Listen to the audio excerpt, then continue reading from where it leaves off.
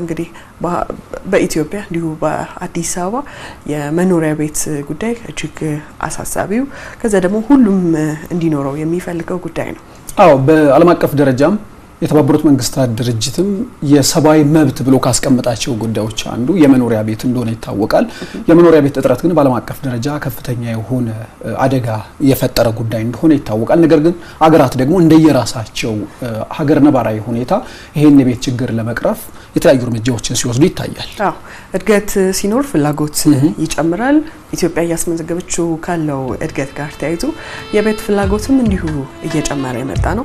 በአፍሪካ ከፍተኛ የቤት ፍላጎት ካለባቸው አካባቢዎች ቦታዎች ደግሞ ኢትዮጵያ፣ አዲስ አበባ በቀዳሚነት የሚነሱት ናቸው። ይህንን ለመፍታት የጉባ ዲክላሬሽንን እንዲሁ በዋናነት ማንሳት እንችላለን። የክብር ስፖንሰራችን ጎልደን ፓላስ ሪል ስቴት ነው። ጎልደን ፓላስ ሪል ስቴት እንግዲህ በሳሚት 72 ሳይቱ ሙሉ በሙሉ ተገንብተው ያለቁ የባኞ ቤት ዕቃ፣ ኪችን ካቢኔት እንዲሁም ክሎዜት የተገጠመላቸው ከባለ 1 እስከ ባለ 3 መኝታ አፓርትመንቶችን ለእናንተ ለተጠቃሚዎቹ ይዞ መጥቷል ማለት ነው። ታች ላይ በሚያስቀምጥላችሁ ስልክ ደውሉላቸው፣ ቤቶቹን ያስጎበኟቸዋል፣ እንዲሁም ሙሉ መረጃ የሚሰጧችሁ ይሆናል። ጎልደን ፓላስ ሪል ስቴቶች ከሌላው ሪል ስቴት ለየት የሚያደርጋቸው ሙሉ በሙሉ ያለቁ ቤቶችን የሚሸጡት እንደምታዩት ቪዲዮ ላይ ኪችን ካቢኔት፣ ክሎዜት እንዲሁም የባኞ ቤት ዕቃ ሙሉ ያለቀላቸው ቤቶች ናቸው። እነዚህን ቤቶች በመግዛት የግላችሁ ማድረግ ትችላላችሁ። ቢሮአቸው እዛው ሰሚት 72 ነው።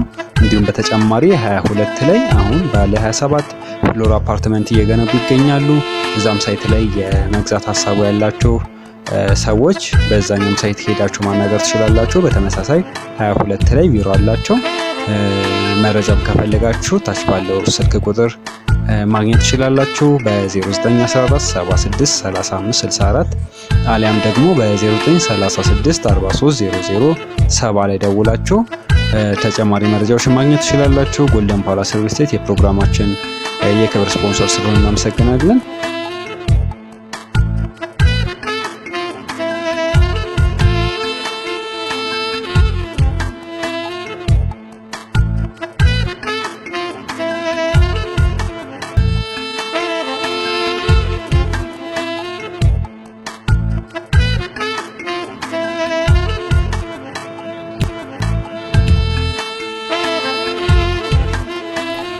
አዲስ አበባ ከተማ አስተዳደርን ከፍተኛ የቤት ፍላጎት ካላቸው አፍሪካ ከተሞች ቀዳሚ መሆኗን ቀደም ሲልም ስንጠቅስ ነበርና በከተማዋ የሚስተዋለው የቤት ፍላጎትና አቅርቦት ለማጣጣም ደግሞ ከተማ አስተዳደሩ አማራጮችን እየወሰደ ይገኛል። በተለይም ደግሞ በ2018 በጀት ዓመት 100 ሺህ ቤቶችን እገነባለሁ ብሎ ከዚህ ቀደም ገልጾ ነበርና ያንን ለማድረግ ደግሞ በጉዞ ላይ እንደሚገኝ ከንቲባ አዳነች አቤቤ ገለጹ።